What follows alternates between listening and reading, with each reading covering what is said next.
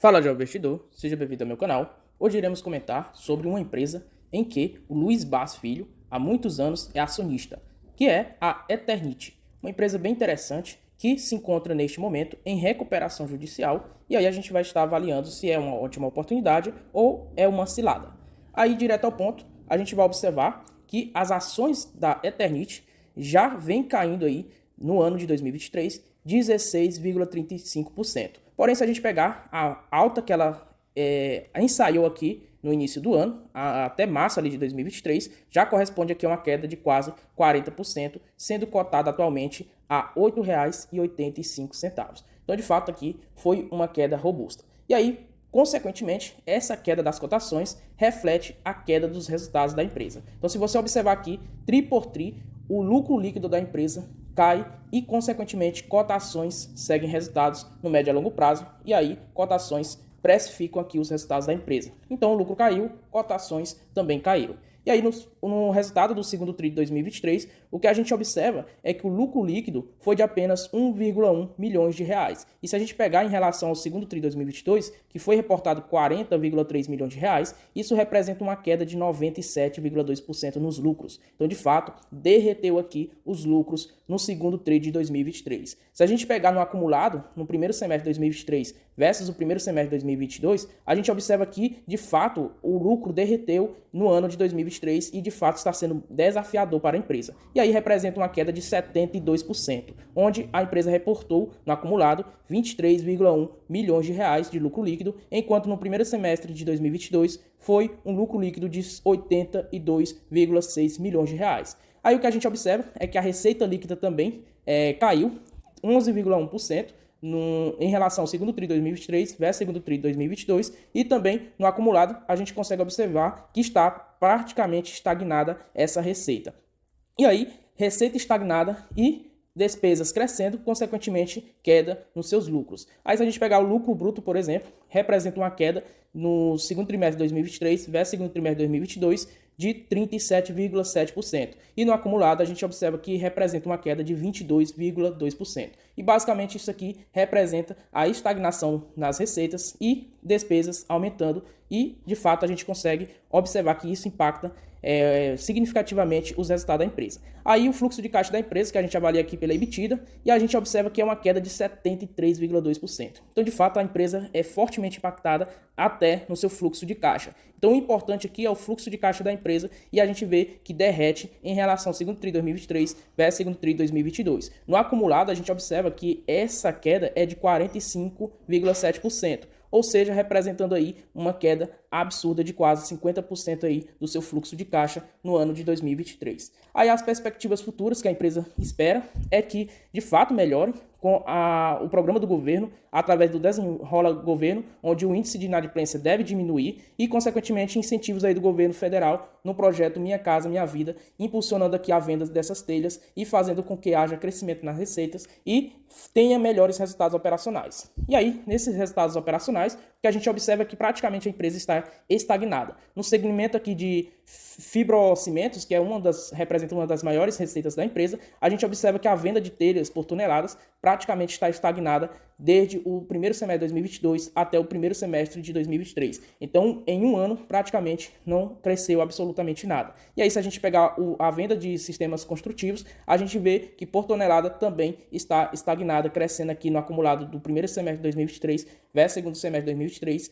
de 2022 versus 2023, apenas 1%. Então, realmente, estagnação aqui na empresa. Aí no segmento de telhas de concreto, que representa apenas 1% aqui das receitas da empresa, ou seja, não tem nem forte impacto aqui nas receitas, no balanço, teve uma queda de 27% em relação ao primeiro semestre de 2022 versus o primeiro semestre de 2023. E aí a margem bruta dessas telhas de concreto teve uma leve alta aqui de 26%, chegando então a um índice aqui bem interessante, mesmo tendo queda nas suas vendas. Aí o segmento de mineral crisotila, que é proibido a comercialização aqui no nosso país, ou seja, no mercado doméstico, porém é autorizada aqui que a empresa faça a mineração e exporte nesse segmento. E aí, nesse segmento, representa uma boa parcela da receita da empresa e praticamente estagnada. E se a gente comparar aqui, especificamente, analiticamente, o resultado, é uma queda de 2% em relação ao primeiro semestre de 2022 versus o primeiro semestre de 2023. Além disso, a gente observa que a margem bruta cai em relação a este segmento. E aí, como é uma das maiores receitas da empresa, isso que impacta negativamente os resultados da empresa. Aí, se a gente pegar então aqui a composição do lucro bruto da empresa, a gente vê que 52% representa aqui a fibrocimentos e aqui a mineração de crisotilina fica aqui correspondendo a 47% no mercado externo. Então, de fato, aqui o que a gente observa é que a empresa tem esse mal de poder apenas exportar e não poder comercializar no mercado doméstico, porém tem essa vantagem aí de ter autorização para fazer a mineração desse metal que é considerado bastante tóxico. Aí, se a gente observar a receita líquida consolidada da empresa, basicamente aqui a gente vê estagnada, crescendo apenas 1% em relação ao primeiro semestre de 2022 versus o primeiro semestre de 2023. E a margem bruta consolidada despenca de 35% para 27% no primeiro semestre de 2023. De fato, o que a gente observa são resultados estagnados e, consequentemente, despesas crescendo. Se a gente pegar as despesas com vendas, por exemplo, cresceu 19% em relação ao primeiro semestre de 2022 versus o primeiro semestre de 2023. E as despesas gerais e administrativas foi um crescimento de 10%. Aí, consequentemente, vamos ver margem bruta e lucro bruto caindo e sendo impactado fortemente aqui o fluxo de caixa da empresa, onde o fluxo de caixa aqui recorrente, a EBITDA recorrente, caiu 46% e a gente vê a margem despencando para 10%, reportando aqui 58 milhões de reais no primeiro semestre de 2023 versus 106,9 milhões de reais no primeiro semestre de 2022. O lucro líquido praticamente aqui derreteu também. Se a gente pegar o lucro líquido recorrente, representou uma queda de 63%. Se pegarmos o acumulado aqui do primeiro semestre de 2022 versus o primeiro semestre de 2023. E aí a margem líquida chegou a 5%, enquanto no mesmo período lá atrás, no ano passado, representava 13%. Então os resultados, de fato, foram impactados nesse exercício de 2023 até o momento. Aí, se a gente pegar como está a situação da dívida da empresa, a gente vê que a dívida de curto prazo ela é maior do que a dívida de longo prazo e representa aí 55%. E aí, quando a gente avalia o caixa da empresa, a gente vê que a dívida em si está tranquila. A empresa possui praticamente 50 milhões de reais e a dívida de curto prazo representa aqui 70 milhões de reais. Então, de fato, não há nenhuma bronca nesse sentido. E aí, com a geração de fluxo de caixa da empresa, ela consegue honrar sua dívida de longo prazo sem nenhuma bronca. Então, nesse sentido aqui de alavancagem, a empresa está bem tranquila e, basicamente, ela aumentou a sua alavancagem em um ano. Se a gente pegar aqui em relação a 30 de 6 de 2022 versus 30 de 6 de 2023, a gente vê que a dívida bruta cresceu absurdamente. Isso aqui devido à posição da empresa em aumentar os seus investimentos. Aí, se a gente pegar aqui o patrimônio líquido da empresa, representa 694 milhões de reais e vem crescendo, gerando um valor aí para o acionista desde a sua recuperação, a entrada da sua recuperação judicial. Aí tem esses projetos estratégicos de investimento da empresa, onde eles irão aplicar aqui dinheiro para ampliar a unidade de Manaus, e isso representa aqui um aumento adicional na capacidade de 40% na produção de fibra de PP. Então, de fato, aqui realmente vai agregar bastante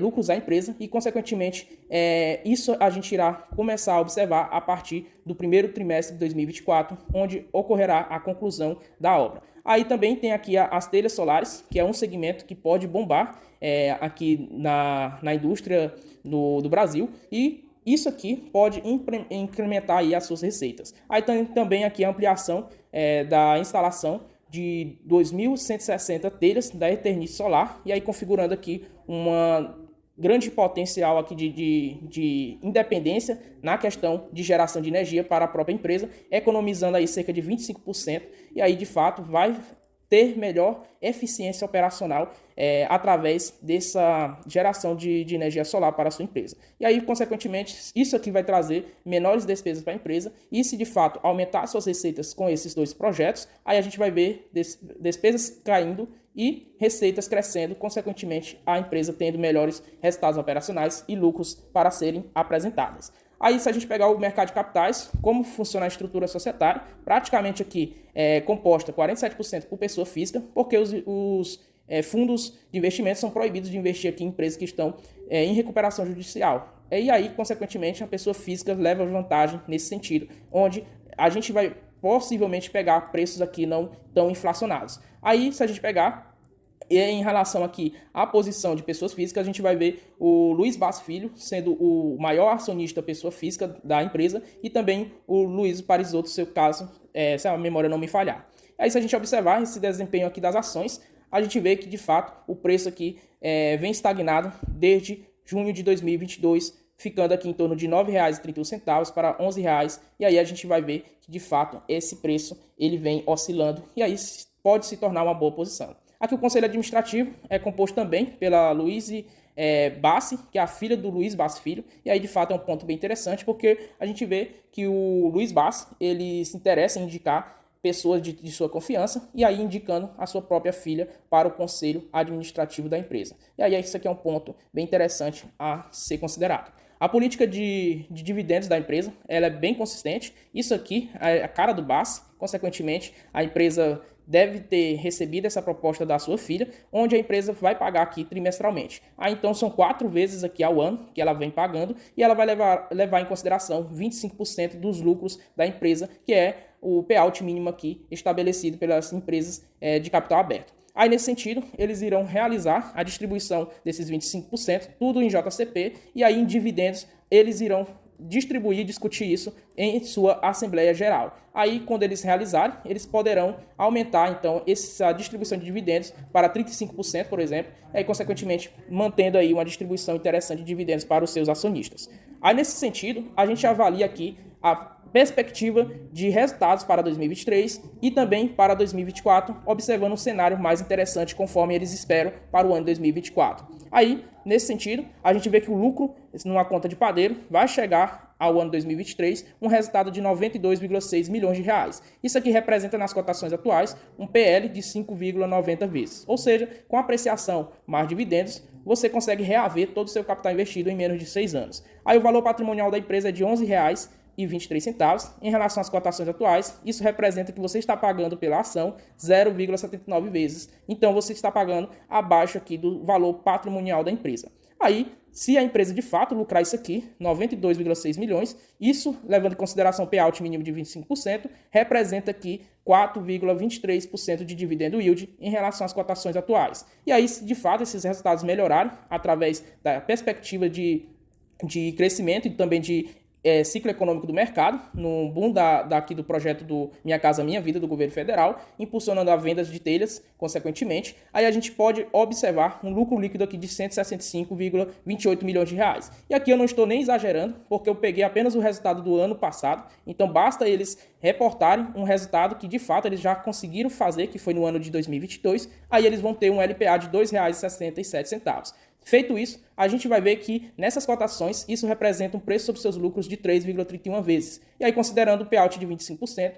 representa aqui 66 centavos de dividendos. Nas cotações atuais, isso representa um retorno de 7,54% só em dividendos, mesmo distribuindo apenas 25% do payout. E aí, se a gente levar em consideração um cenário em que a empresa aumente esse payout para 35%, então são R$ 2,67, vezes 35% que será distribuído, estamos falando aqui de 93 centavos de dividendos a serem distribuídos. E nessa cotação de R$ 8,85, estamos falando de um yield aqui de retorno só em dividendos de 10,55%. Então, de fato, mesmo a empresa distribuindo um payout baixo de no máximo 35%, você já consegue obter só de retorno em dividendos, sem contar a apreciação, 10,55%. Então, isso aqui pode se representar, sim, uma oportunidade e uma boa ação para a sua carteira de oportunidade. Não necessariamente uma carteira aqui, uma ação de previsibilidade ou uma ação previdenciária. Além disso, porque as suas receitas não são totalmente previsíveis, são receitas mais cíclicas. E aí tem que ter estômago para aguentar essas oscilações de mercado. Se a gente pegar a avaliação do valor intrínseco da empresa, a gente vê que a empresa tem um valor intrínseco final de R$ 8,55 e com o valor da cotação de R$ 8,85, a gente vê que a margem de segurança é de 3% negativo. Nesse sentido, o valor intrínseco da empresa está abaixo do valor da cotação atual e nesse sentido aqui, no meu caso, eu fico apenas no radar. Espero que vocês tenham entendido o racional aqui do cálculo do valor intrínseco. Se não, tem vídeo aqui no canal e vou deixar aqui acima do card para vocês estarem aprendendo melhor. E aí convido vocês a se inscreverem no meu canal para não perder nenhum conteúdo e também acompanhar a trajetória da minha jornada rumo à liberdade financeira. E também peço que vocês adquiram esse e-book para vocês terem conhecimento de verdade de como investir. Aí vocês terão acesso aqui aos 5 pilares essenciais da minha metodologia de investimento e também vocês irão aprender como se educar financeiramente. É que é muito importante para o investidor ser financeiramente educado, porque sem isso você vai sempre se bolar todo e nunca vai construir bons patrimônio ativo. Espero que vocês tenham gostado do vídeo. Se inscreva no canal, deixa aquele like e até a próxima.